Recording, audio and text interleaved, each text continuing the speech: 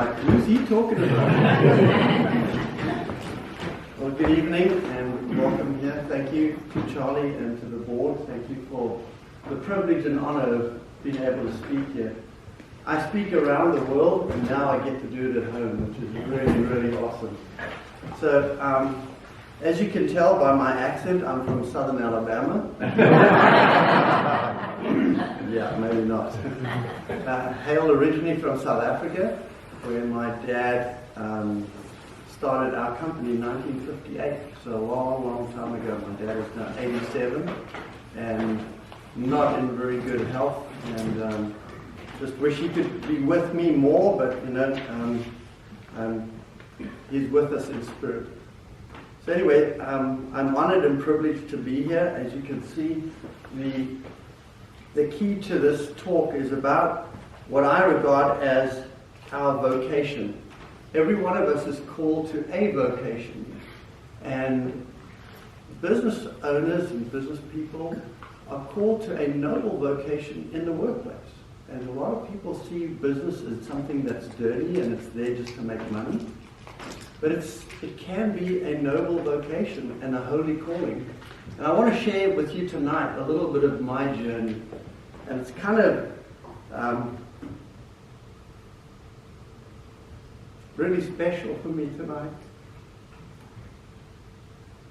Because the reason I'm here is because of that man back there, Mark Conley. And he's a quiet, humble man, but he changed my life. And I'll share with you a little bit about it, how one person can have a ripple effect on many people's lives. And I think every one of us will one day be asked, whose life did we impact? And I can tell you, Mark, you took a rough diamond and you helped me in an amazing way. And I'll share a little bit about that with you. I get emotional just thinking about it, because it was such an incredible experience that I went on that was life-changing. Greg Anders here, after Mark did his number on me, Greg took over and continued the honing for many years. And one person that's not here tonight is Gary Towery, who founded Mediatrics, Catholic Radio here in Upstate. He and I, and the three of us, actually had many, many encounters on Friday mornings, early before the sun got up. This morning, driving past your house, I'm like, thank God it's not today. So just a little bit of background. Polydeck, what is Polydeck? We're in the mining industry. And I want to show you a short video, because most people, when they hear Polydeck, what do you make polydecking for your decks or what? No. So I'm going to show you a little bit about what we do before I get going.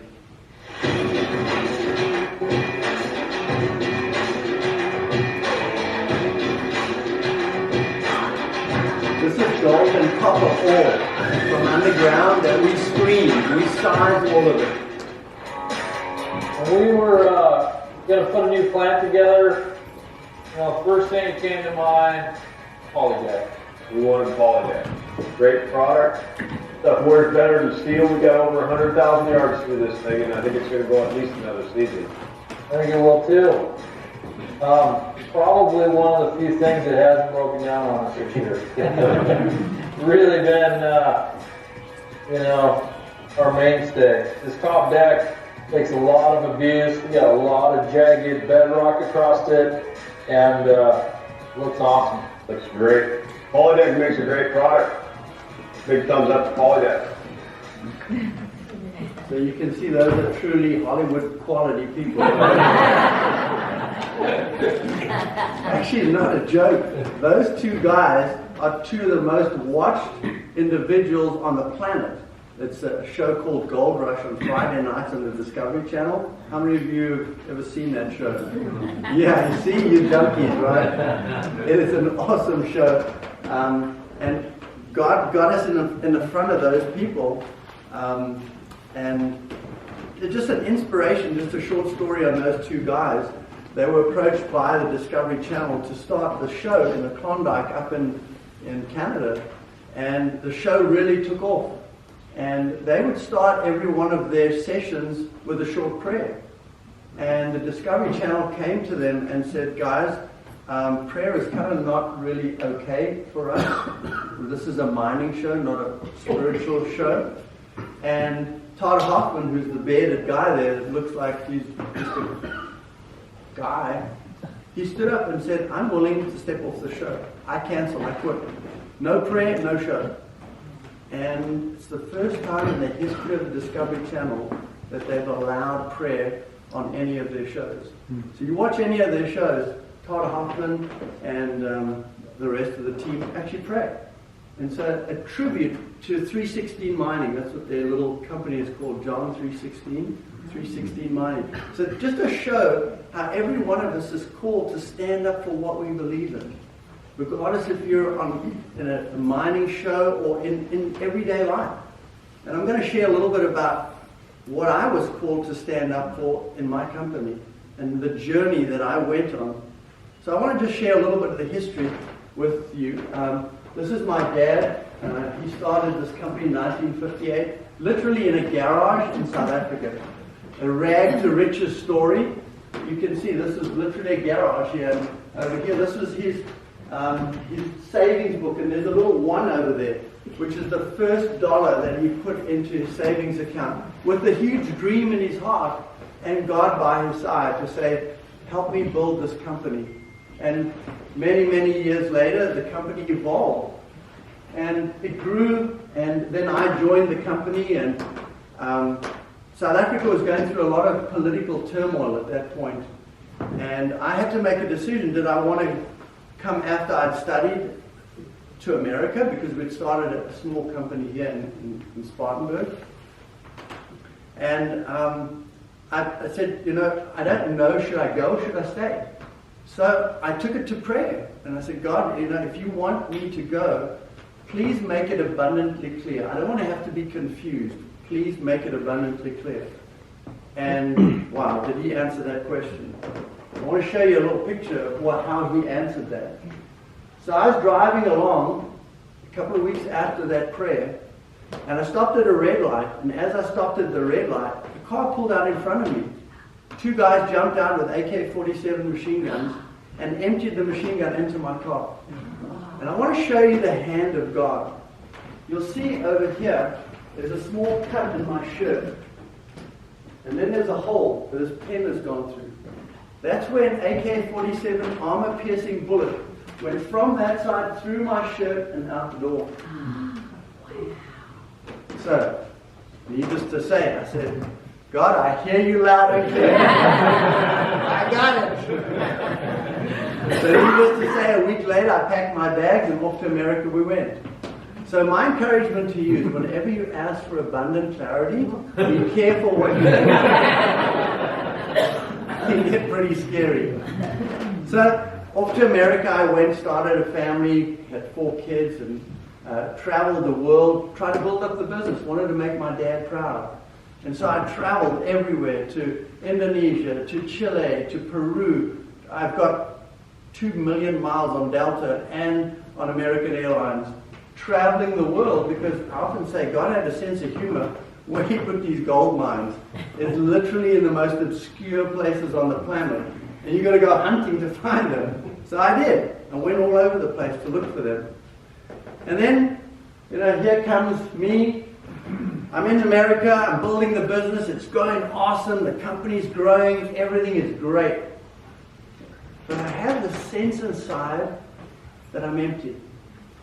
And it's kind of like what they teach us in college, right? The American dream. Work hard, make a lot of money, be successful, and you'll be happy. That's what they tell you, right? That's what I thought. Then when I got there, I felt empty. And God put this hole in my heart. He said, it's not going to cut it, man. And at that point, up shows my friend, Mr. Mark Conley. He came to Polydeck one day, and he worked for Duty Energy at that point. And he and I walked the planet. And we were just talking, and he was talking about this retreat. And I'm like, Mark, retreat? That's the last thing I need, man. I've got 4 kids, I'm running around in the world. what I need a retreat for. It's like it's a silent retreat. That could be freaking awesome. 3 days away from the kids, and I can get a good excuse. I'm in. Where do I sign up? So off I go to this retreat. I got my bag. I got my golf magazines. I've got all my stuff. This is going to be freaking awesome. Well, God had other plans in mind. And at this retreat, I don't know if any of you have been to an Ignatian silent retreat. This one was hosted by the Regnum Christi, or the Legion of Christ, at a retreat center in Atlanta. And just a beautiful place in the middle of the woods in Atlanta. And I got there and unpacked my bags, and we had the first talk. And Father Paul Moreau, and he said to me, "Are you ready to hear the voice of God?" I said, "Okay." I mean, I heard him shoot me in. I heard him, I've seen him. But are you willing to say yes to whatever he asks? And that was a tough one. I said, "I don't know, it depends what he asks." And during the retreat, Father said, "What do you worship?" And I thought, that's an easy one, worship God, right? He said, "Okay, we're going to test you. Take a piece of paper, draw a circle, and take a pie chart and divide it up to where you spend your time, talent, and treasure." Let me show you what my little chart looked like. This is it on the left. There was a small little slice for my family, a small little slice for God, a small little slice for social responsibility. I gave a check to the church. What was the rest? It was me. Me striving for the things that were important to me, the selfishness inside me, my pride. And then he said, "Well, if you were to rearrange that, what would God want you to do?" And that was a moment of inspiration for me. That simple little, this may seem simple to you, a little graph like this, but it was life-changing for me. When I realized that God no longer is a slice, but is the center, the core of everything. And everything needs to emanate from there. That was a life-changing paradigm for me. Suddenly, I was looking at my life from a completely different perspective. And I never forget, it was the first time Father asked me, he said, "I want you to go into your soul and open every room." Our hearts and souls have multiple rooms in them. Open each one and allow God access to it. I never forget, I went to a general confession and I wrote down 3 pages of stuff. And during the absolution, for the first time I ever truly felt the incredible depth of God's mercy, of His love. For the first time I felt like I didn't have to do anything but just be loved because I'm a child of it. I can tell you the hour, the minute, the day it happens to me, and I still get emotional every time I do this talk, and I hate it. But it's God who's overtaken my heart. And I promised Him at that point, when I felt that divine mercy, that ocean of love and unconditional love for me, so I promise you 2 things. I will spend the rest of my life telling people about you. I will spend the rest of my life giving back to you. And that was my yes to Him.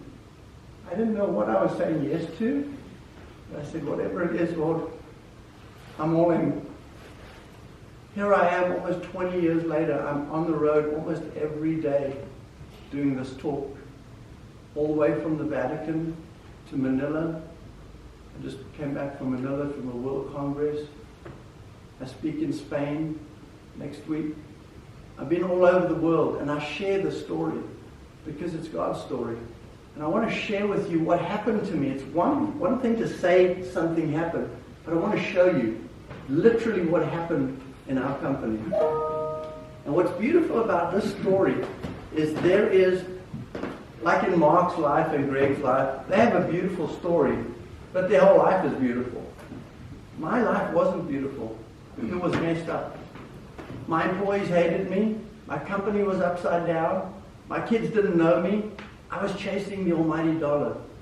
And this story is about the before and after, when God grabs a hold of your heart and what He can do.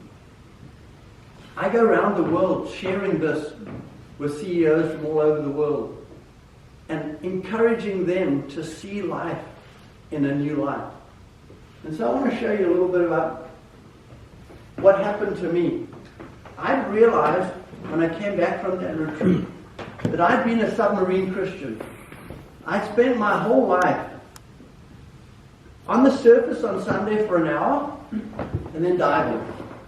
And during the rest of the week there was no evidence in my life that God was even a part of my life. And I felt okay with it. I lived a bifurcated life where on Sunday I was a good citizen for an hour at church and I could check the box. But Monday, business was as usual. And God said, that's not what I want from your life. And during the retreat, I said to God, it's hard. This Bible is so thick. How do I figure out what to do with this whole Bible when I go back to my company? And He just said, abundantly clear. He said, there's two things you got to do. One is love me with all your heart, and the second is love your neighbor. And I thought to myself, well, I live on a farm where Greg lives. I don't really have a lot of neighbors, and I love Greg, so I'm pretty much done, right? But He had something much bigger in mind. What He meant is, what about your neighbor at work? What about the people around you that you've been abusing for all these years? So when I got back, one of the first things that I did was join Reagan Christie. And Ken Proctor, who you probably remember, many of you probably don't remember, he's a long time ago, but he became my spiritual director. And the first thing I said to him was, Ken, I love my neighbor, but I don't know, what does that mean? He said, Peter, it's simple. The Good Samaritan tells us exactly what that's like. Go apply this story to your company. So I said, man, that's a roadmap I can do, man. So what I realized when I got back to the company was I was using people for my own benefit. I had no interest in their personal lives. You're here to show up in the morning, do your job, and you go home. End of story. I pay you for that, and we're done. It's a good relationship, and we're done. But what I realized after this was that those are not a human resource. Those are souls. God put these children of God into my care for 8 to 10 hours every day.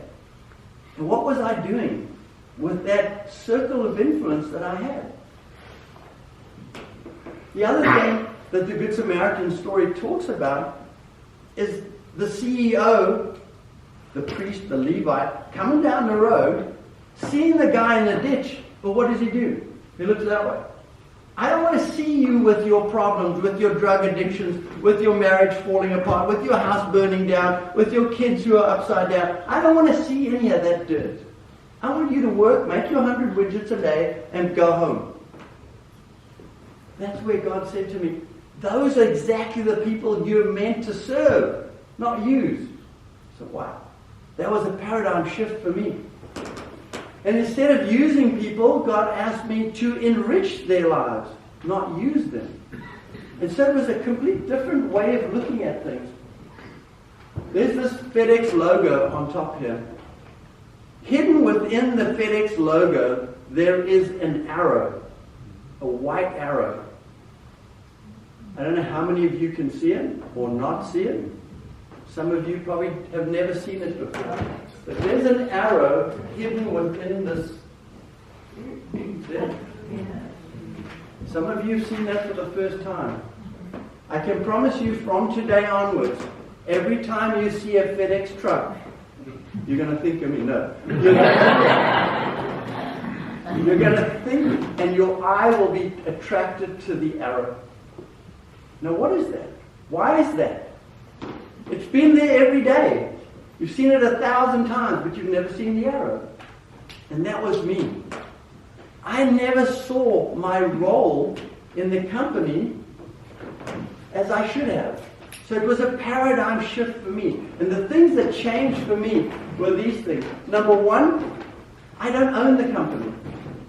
Instead of an owner, I'm a steward, just like the story of the parable, where the stewards are given the talents and asked to go do something with them. But the owner comes back and asks, what did you do with those talents? Those talents were never yours to start with.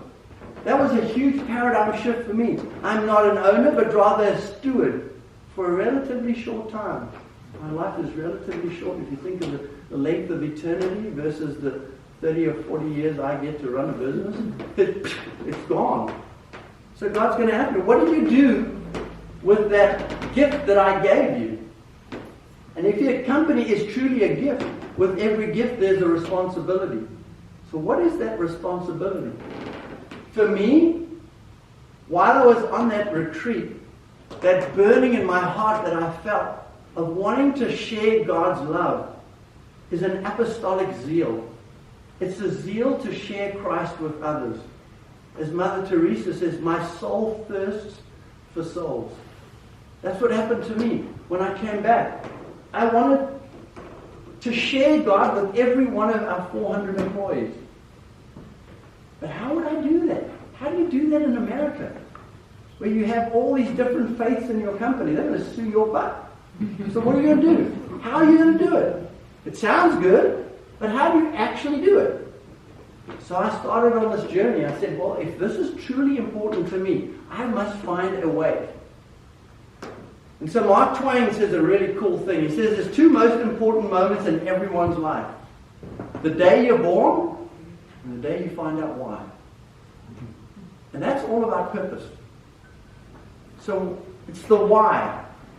So I sat at that retreat and I said, God, why did you save my life? Because literally I should have been dead. That bullet came within an inch of my heart, but went through the shirt but didn't touch me. You think that's coincidence? God incidence. And so I asked God, what do you want from me? And he shared with me what he wanted. And so I took what that was in my heart and I went back to Polydeck. And I pulled the whole executive team together and I said, guys, I've been on this retreat. And I said to them, I feel like my soul has been through a car wash. I remember them looking at me and like, what are you talking about? I said, things are going to change, man. They're going to change big time. And we're going to sit in this room and we're going to figure out why we exist. And I said, well, that's easy. I mean, we're here to sell screen panels to make a lot of money. What else? I said, okay, if that's the case, we need to sit here until we figure it out. I'm going to show you a very short statement that seems super simple, but it took us 3 weeks to write this freaking thing. So the purpose of Polydeck became to serve our customers and stakeholders with excellence. I think we can all agree on that, right? That's a pretty standard thing. Number two, we do that so that we can achieve profitable growth. Well, I think that's pretty cool. Harvard will teach you that. Here comes the kicker. That profitable growth, that money, enables us to do something very unique, to create eternal value.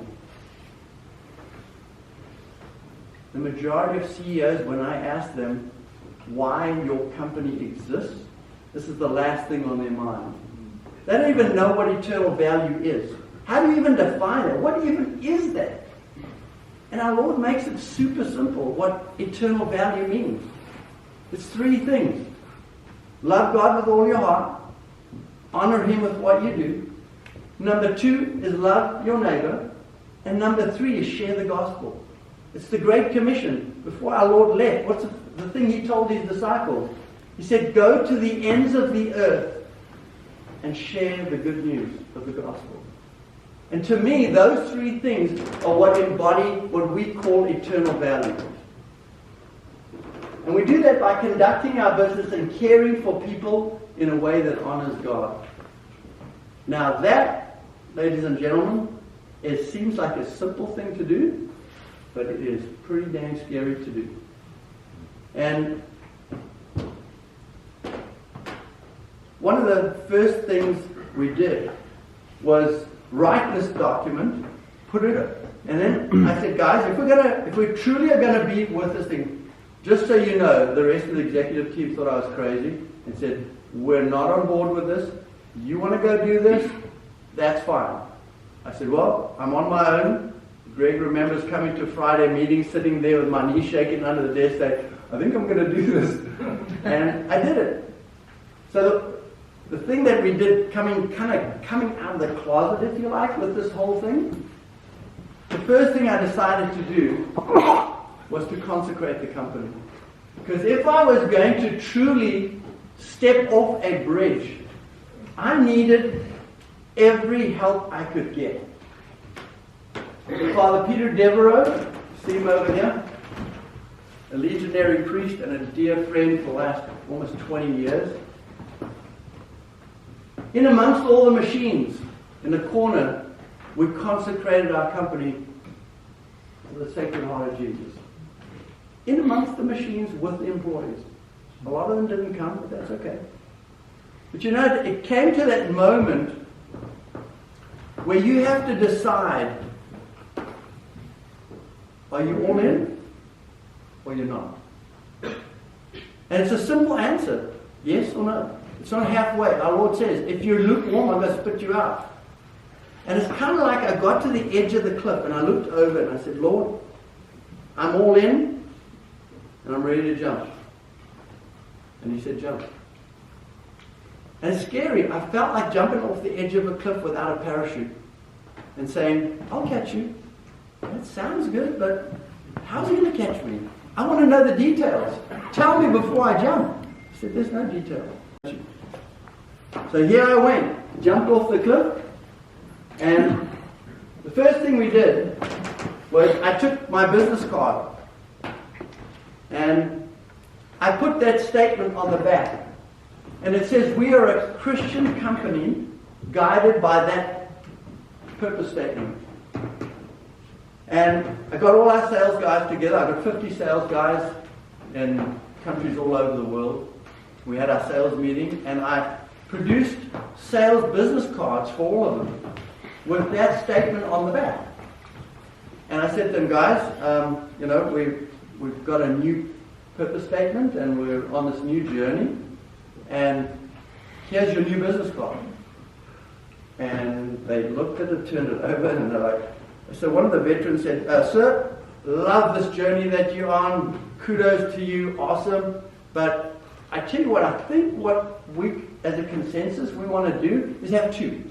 We'll have the existing one without, and you can have the one with. And we're good sales guys. We know when to use it. We'll make the decision. I'm like, no. It's all in or not? So they said, okay, I tell you what, well, why don't you be the first one to use it? So you think you got this fantastic business card, you go use it. So my first trip with my new business card was off to Indonesia, to one of the largest mines in the Indonesian highlands. As you know, Indonesia is 95% Muslim. So, here we go. Here's Peter going with his fantastic new business card to his beautiful customer. And, well, are you all in or not? So, that night I prayed, God, please, if possible, can we lose these business cards? Can we kind of like my God in Gethsemane moment. Is there another plan? Is there another plan? And he said, there's one way, and that's up there with your card. So I took it and slid it over the table with the words on the bottom side. And I slid it over and said, okay, I've done my job, God. We're done. So we walked the plant, and at that point we had about 10% of the business, the largest plant in the world. And we walked around, and he was looking at some of the equipment that we'd been testing and this and that and the next thing. The test had gone really well. And we went back to his office, and he said, okay, it's time to go back. And we drove down the mountain to the barracks where we would sleep, because you go there for a week at a time because it's up in nowhere land. And we're driving down, and he says to me, I read your business card. Ooh, here it is. I'm good to walk home. It's all good. And he said to me, you know, for the longest time I've been looking for a partner that has values like I do. And the values we have are honesty, integrity, respect, kindness, social responsibility, all the things that his life had been built on. And he said, I align with those core values that you have. He says, I commend you for being as brave as you are. He says, we in our religion, we believe in Jesus. We just don't believe he's God, but we believe he's a prophet. And I honor your religion. And I invite you to come spend tonight at my home. So we went to his home, took off my shoes, and you know what the first thing that he did? He got his family, and they put 6 little carpets out, and they all got on their knees and prayed. They prayed 5 times a day. And I thought to myself, who am I to point fingers at this man? And that was a change for me, my paradigm. And that night we spoke about faith, family, and business. Next morning we went up to the mine. He pulled his whole group together. And he said, guys, I've looked at Peter's equipment and I've regarded the test. What do you guys think? Oh, yes, sir, the stuff works pretty good and we're very happy with it, blah, blah, blah. He said, I would like to make a proposal that we give Peter 100% of our business. This is a company that has the values I've been looking for, and we want to align ourselves with this company. And we're going to do it for the life of the mine. In our industry, that is impossible. It's never, ever been heard. I've been in business now for 40 years. I've never heard of that ever again. But the largest mine with a Muslim man gives me a contract for 100% of the business for the life of the mine. There's only one way that happens. It's when you go out in faith, our Lord says, thank you for my good and faithful servant. Let me show you what I've got for you. And at that moment, I truly felt God's hand with me and put me on a journey, a new journey, a journey of exploration and serving Him with the business. I have this little book that I'd like to offer you. There's 50 copies back there for free. You can take one if you like, if you want something to put you to sleep at night. But this is a little book that tells the story that I'm about to share with you. It tells the whole story. And it's about faith and a journey with our Lord, with the business card. And the miracles. I'm going to share with you 4 or 5 miracles tonight. But this thing is filled with them. Of things that are literally impossible that have happened to the business and to myself after I said yes. So if you're interested, these little books will be at the back for you. So coming back to Polyeck, I said, how am I going to allow this feeling that I have to permeate through the business? To touch, my dream was to touch the janitor. How do I allow the janitor to feel loved and cared for? So the first thing we did was we went and we put a budget together with 10% of our profits. We tithed. We tithed to the caring team. We put that money into a caring budget, and we democratically elected from the team themselves. Every department picked the person that was going to represent their needs on this caring team. We put the money out there, and we allowed them in every one of the business areas to make decisions on how to spend that money. One of the things we did was create a little bit of a guideline. And so what we did with the guideline is we basically went and said, we want you to spend the money on the employees, their families, and the community. But we want to do it in the physical, emotional, and spiritual realm. We want you to pick programs in every one of those areas that will enrich the lives of our employees and help them to feel God's love. That's that simple. And so we started these programs, and we came up with, these are some of the programs. I don't have enough space on this thing to put them all there. I'll just read some of them to you. We started with the physical side, because people want first to be loved before they're willing to hear about your faith. There's an old saying, I can't hear what you say until I know that you care. So people are not interested in your faith until they know that God lives in your heart and you're willing to be kind. So that's what we did. We started over here. We wanted to show unconditional love and kindness to our employees with the money that God had gifted us. So we started home repairs. We went to employees' homes and repaired their homes. Many of our employees are blue-collar workers. They got holes in their roofs. Their bathrooms don't work. The back door's falling off. They couldn't take care of their homes. Single moms. So we had teams on weekends go out, volunteers from the company, to go out and to repair their homes. We had a car repair fund, where if your car got damaged or broke down, we would pick the car, repair it, bring it back, no cost to you. The program was such a huge success that we started to do it for the spouses too. So at our company, if you or your spouse car breaks down and you need help, the car repair fund will pay for it. We started addiction recovery. We found that many of our employees struggle with drug addictions. In the past, I would just kick them out. But if they truly are children of God and they're in the ditch, what is my role? My role is to use my donkey, use my resources, take him to the inn and help him. But then as the story in the Good Samaritan, don't just leave him, come back. Come back and check on him. Help him to survive and to overcome life and its challenges. So that's what we started to do. We started addiction recovery programs where we'd send our employees away for addiction recovery. We'd heal them, and then we'd have their jobs when they come back, and we'd give their jobs back. I never forget, there was this one story. The janitor that we had, we caught him sleeping under the machine. Instead of sweeping, he was sleeping. And we said, what's up, man? He said, no, I'm good. 2 days later, sleeping again. So we said, what is going on? And he said, I'm fine. I said, look, buddy, we're going to take you to the hospital and have you checked. If you are on drugs, we want to know. And you've got to tell us now. Because if you lie about it, it means you don't need help. Then you're going to do your own thing. But if you tell us, well, all these resources come to bear to help you.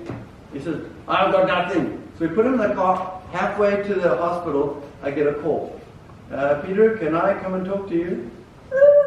Drove back. He sat down and started crying. He said, I'm addicted to heroin. And I'm living in terrible, terrible torment. Help me. So we sent him to rehabilitation, but he said, I can't go, Peter, because I've got 4 sons at home and a wife.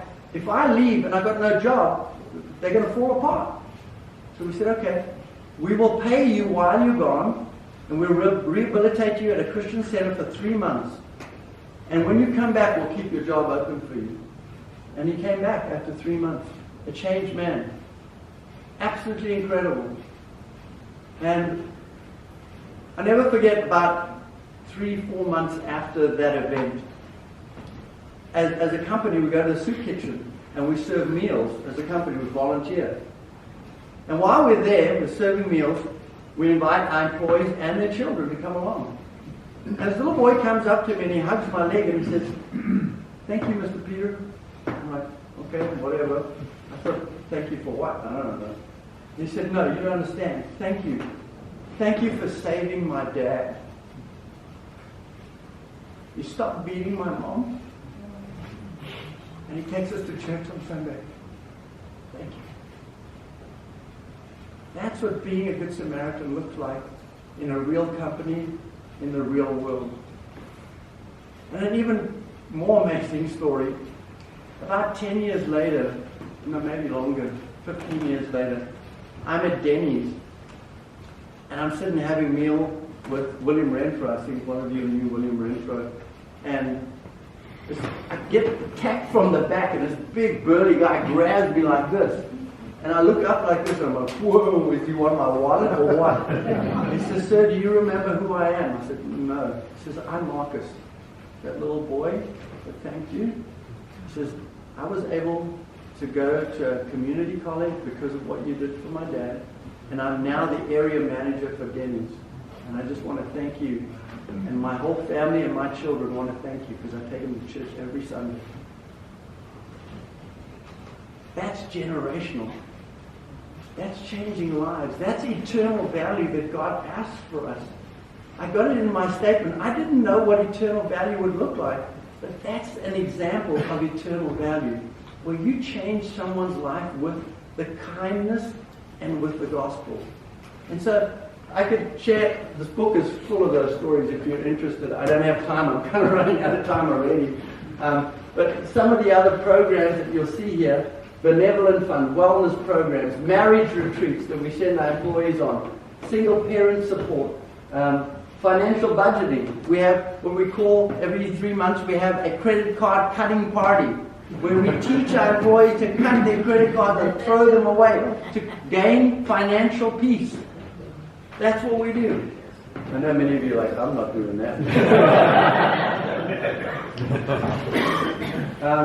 Then, what we decided is once we had done this, we had gained the employees' respect, their affection and trust. And now we could step into the spiritual realm. So what we did is we hired a corporate chaplain. We built a chapel on site. We just had Mass 2 days ago in that chapel. We have Bible study. Every Tuesday, we invite all 3 shifts. We feed them, as the Baptists say, feed them and they will come. And they do come. Roughly a third of our employees come to Bible study. The majority of them never step foot in a church. They don't even know what a church is. But because of the food and the spiritual upliftment they get, they come. At our company, our corporate chaplain keeps a track of lives that have been impacted, changed, and faith decisions made for Christ. Of our 400 employees, 105 employees now have life-changing relationships with our Lord and Savior. Isn't that awesome? That's generational change. That is eternal value. And I often think to myself, when we show up one day in heaven, I don't think God's going to ask me, hey, how much cash do you have with you? Well, how big was your company? What he's going to ask me, what did you do with the gifts that I gave you? And most importantly, how many people did you bring with you? How many people's lives did you impact and bring with you? And I ask you that tonight. Ask yourselves those questions. How many people will you have brought with you? And that's, I think, what God's going to ask us one day. Through all those prayer groups, we've had multiple people pass away at our company. They have no faith affiliation. We have memorial services in our company for them. And lives are changed. I never forget, there was this one instance where this young man committed suicide. 3 little kids. And at the memorial service, we took balloons and we wrote little messages of love to, Randy was his name. And the kids stepped outside and said, Dad, I love you. Let these balloons go. The moment was so impactful that 7 people gave their lives to Christ that day. 7 in one day. Just because of the love that they felt. This environment of God's love where He's allowed to reign free. I can go on and on and on and tell you stories till the cows come home, but I won't. So what is the consequence of all this for a businessman? Business people say, yeah, Peter, all your blah, blah, blah, that all sounds good, this eternal stuff. What happens to my business, man, is what I want to know. First thing they ask you is, well, how many customers did you lose because of that crazy business card of yours? Number 2 is, how many people sued you? You know, our entire third shift is Buddhist. We have a Buddhist priest in our company. How does this stuff work in a Buddhist company? It works. Why? Because of love. Love, respect, kindness, and solidarity. These people feel love. When they have events at their Buddhist temple, we go out and help them. We help repair the temple. And guess what? When we have a Christian mission trip to Nicaragua to go build homes in Nicaragua, guess who the first people are that sign up? The Buddhists. They're on the bus, man, and they're coming with their kids. And several of those kids are now Christian as a result of those journeys. Again, it's not forced. It's just purely love. Love one another as I have loved you. Unconditionally. Invite them and don't put pressure. Just show, as St. Francis says, preach the gospel every day and use words only when necessary. And that's what this is. This is a journey. So what happens to the business? This is the old Peter over here. 22 to 25% of people would leave every year. They say, this is a toxic environment. I am getting the heck out of Dodge, man. I am not working in this place. After I had my spiritual conversion, look what happened.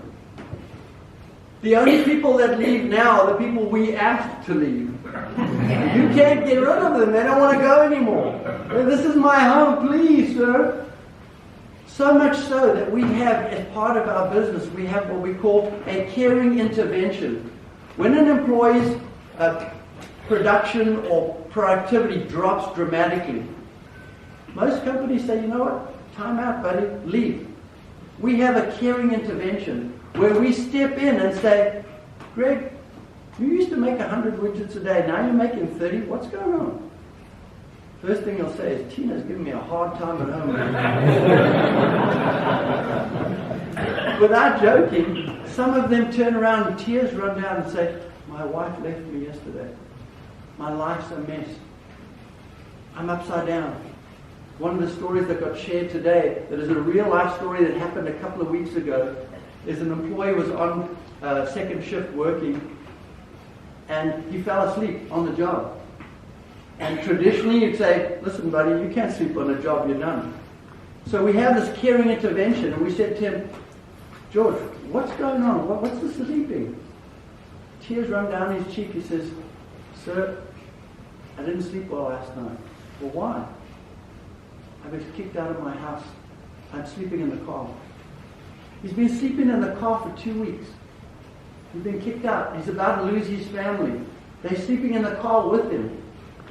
These are real life events that are happening. In the past, I would just get rid of them. Now, they want to stay. Look at how they want to stay.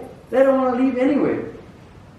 The next thing that happened, if you look at our productivity, our revenues, our everything went through the roof. Why? Because people feel they're valued. This one here, if you look at the revenue per person, this is how we measure productivity. How many widgets does an employee make in terms of dollars? Look at what's happened. And what that is employees have this concept called discretionary effort. When you pay me every day to work, I'm going to give you 70% roughly in return for a paycheck for what you pay me. What happens to that 30%? It's called discretionary effort. I choose whether or not I give you that. When you align a person's passions and purpose with the company's values and purpose, and you give them something bigger than the company to work for, they fall in line. And they bring all of themselves to work. And as a result, revenues, profits, productivity, it all goes through the roof. And these are things that I think Harvard would say are probably good things.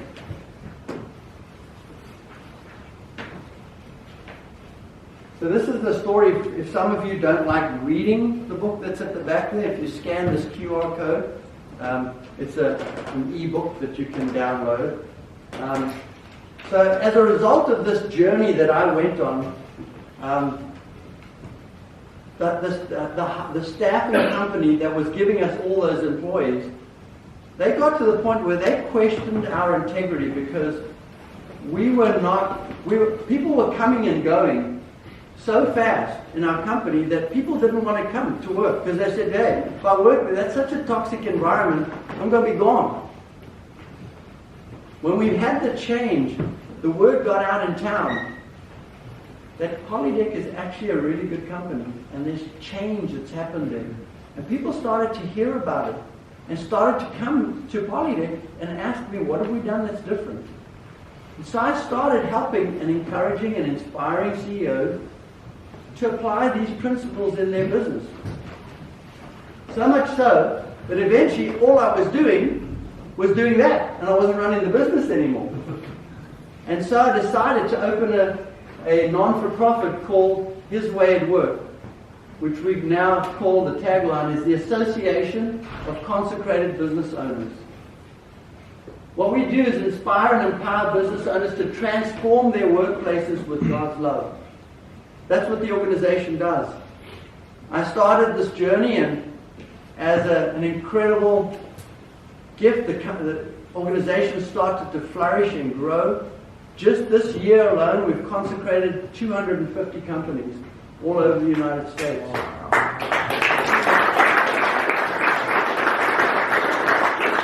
There's 250 Peters out there that are building chapels, that are putting chaplains in place, and caring for their employees in a way that honors God. And it's only the beginning. I was very humble to meet this guy who you think most of you will know. And I never forget, my 5th grade teacher thought that I would never amount to anything in life. And she thought I couldn't write or read really properly. And I wanted to tell her, unfortunately she's passed away, that this book has been in the Pope's hands and now is in the Vatican Library in 2 languages. And so it was an incredible blessing to receive that.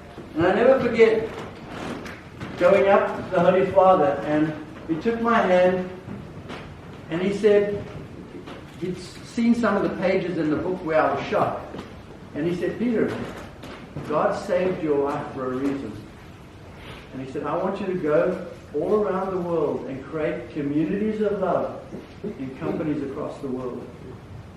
And I encourage you to join me on this mission, this journey of changing lives, changing CEOs, because CEOs and business owners have probably the largest impact in our society. They're the ones with the resources, with the employees, with the circle of influence to change this world. So some of what we're doing now as His Way at Work is we started this concept now of an association of consecrated business owners, where we go into parishes all over the United States and we're inviting pastors and bishops to join us on this journey. We've gotten bishops from all over the country and the world. I was invited to speak at the Global Conference of Bishops and Cardinals in Portugal. And there were bishops and cardinals from 38 countries. And I've gotten support from all over the world now. I'm just running out of legs and speed and gas and everything I know. But I know and ask for your prayers that God will give us the resources, the energy, the people, and all that we need to go into the world. So what we're doing now is we're going to parishes, and there's going to be a consecration mass on the 27th of January at Mary Magdala, the first one in the upstate. And so what we do is there's a consecration mass and a course. Father John Bartunik has developed a whole series of videos that are introduction to the consecration. So you watch a 7-part series video prior to 40 days before, and there's a journey to get to the consecration mass. And once you consecrate your company, there's ongoing monthly chapter meetings at each parish where the association members are asked to join, and we speak about our faith, our family, and our business, and how to incorporate these principles and share amongst each other. Iron sharpens iron. And over the United States and globally now, we're in 13 countries, and where we've got over 500 companies in 13 countries, representing 500,000 employees who today have chaplaincy, have spiritual direction, have caring teams across the world. So what happened at one little retreat because of one guy, see what's happened? It's pretty miraculous. It had very little to do with me. All I did was say, yes, and allow God to use me, because this for sure is not me. Greg will tell you, it is not me. And so this journey that we were on, if you're interested in those videos, if you want to take a picture of that, the 7, I don't know, how many of you know Father John Bartunik? Some of you that know him. He's really very, very well known. He actually was the editor of the movie The Passion, and he was in Hollywood and helped narrate and organize that with Mel Gibson. He's an incredible guy, and we were very blessed to have him part of that journey. If you click on the right-hand picture, that will take you to our website and allow you to sign up for a consecration mass at Mary Magdalene on the 27th of January. Please join us there. Even if you don't have a company, join us. Be in solidarity with us. There are going to be roughly 50 companies from the upstate, with the blessing of Bishop Jacques, who is very supportive of this journey. I was down there several times, and just an incredible support from him. So this is the journey that we're on. This will give you, if you do have a company and you're saying, well, I don't know if this is really for me, there's an assessment that you do. It's about 30 questions that will question you on your own company and allow you to ask yourself questions, answer them, and it'll give you a response on how you match up to other companies that are fully devoted to this journey, and give you the areas that you can work on. So that's kind of, here you can see all the different countries that we're in. I was just asked to speak in Manila. I just got back from Manila at the global conference UniaPAC, where there are 42,000 businesses from 40 countries.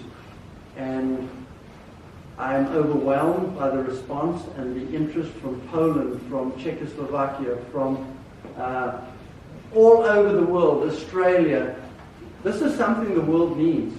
And I ask for your prayers, please, for His Way at Work. We're a staff of 10 people that are trying our best to keep up with this journey that is overwhelming. I feel like the apostles must have felt in the beginning, I only have 2 fish, man. I don't know what else to do. It's kind of how I feel. But I ask for your prayers, please, and just join us in prayer as we go along this journey. I want to just show you a small picture here. This is all CEOs from Latin America that have joined us on this journey.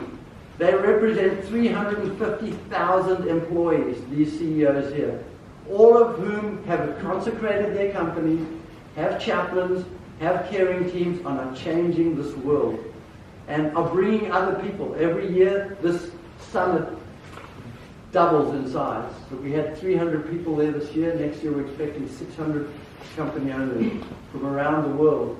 And it's gone viral. I would say it's kind of like a holy virus, like COVID. And it's kind of like COVID. You can't stop it. It's just going, and it's got a life of its own. And the Holy Spirit is fanning it on. And it's just an incredible journey to be on. So I'm kind of a hometown boy, and often they say a prophet is shunned in his own hometown. So I pray that you'll bless us and be with us on this journey. And I'm just very grateful for me being able to share this with you. So God bless all of you, and thank you very much for listening.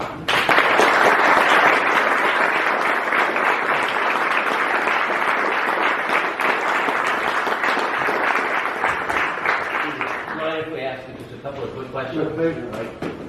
If I could ask the first one, okay. That is, this is the how did you not get sued question. But I mean, as a multinational corporation, what kind of legal challenges do you face? That's a really good question, and if I may, there's 4 main reasons why CEOs, after hearing a presentation like this, are fired up and like, I want to do that. But the moment you exit that door, 4 things are going to happen. Number 1, you're going to say, they're going to sue my butt off, man. I ain't doing that. Number 2, I'm way too busy, man. I got a million things going on. You know how long it's going to take me to put all that stuff in place? Number 3, what are my customers going to think when I say I'm a Christian? How many customers am I going to lose? How many employees am I going to lose? And the last one, which the devil plants in every one of our souls, is, am I worthy? Am I worthy? And you know what, when I left that retreat, I said, I'm the last person on earth, God, that you should have picked. Because I'm not ready for this journey. But if you could use a little South African like me, for sure, I could use you guys. So don't allow that to get in the way. But to answer your question on the suit, there's an organization in the United States called Alliance Defending Freedom. And it's one of the most beautiful organizations, and they have legal teams that provide their services for free to guide you through this journey to prevent any legal suits. To drill it down to its simplistic version is just no discrimination. No discrimination for any, obviously we know gender, race, all that stuff, but religion. So you can't hire or fire because of religion. That's a big no-no. You can't promote because of it. You can't provide any form of discrimination because of their religious beliefs or lack of beliefs. One of the things that they teach you very first is every one of our meetings, we start in prayer. And I was jokingly said to the bishops' conference, I said, bishops, how many hours do you and the priest get per week to be in front of your congregation? 1 hour if you're lucky. And if you're not lucky, you only see them 3 times a year. Christmas, Good Friday, and maybe Easter. I said, I get to see them 40 hours every week. And I can bring them together at any time, and I can pray with them. Can you do that? Makes you think. The power that we as business owners have. So every one of our meetings, we start in prayer. Whenever there's more than 3 people in any meeting, we start in prayer. But we do it on a voluntary basis. We ask, would you like to join us in prayer? So much so that, for example, we just had our quarterly meeting. We invited a lot of people, and I start our quarterly meeting with a small spiritual retreat, half-an-hour retreat. And the executive team that showed up, one of them is agnostic, and he chose not to come. That's okay. It's okay not to come. That same person, for many years, would attend our prayer meetings, or my executive meetings. It was on our executive team. And the moment I would start to pray, guess the first thing he would do? On his computer, as loud as he could. And I would just pray for him. And he would do that every week. Until one day, he had a crisis in his life. And his life turned upside down. And Polydeck was there to support him. 2 weeks later, he came to the meeting after we had supported him and his family. He said, I invite you guys to pray. He closed his computers, bowed his head, and prayed with us. That's what it's about. It's not about forcing people to pray and getting legally into a jam. It's doing it with love. And just doing it cautiously, carefully. And if any of you want to know his way at work, that's one of our expertise. We have a legal team on board that will guide you through the do's and don'ts. Because you can get into really hot water if you're stupid. Look, I wanted to say,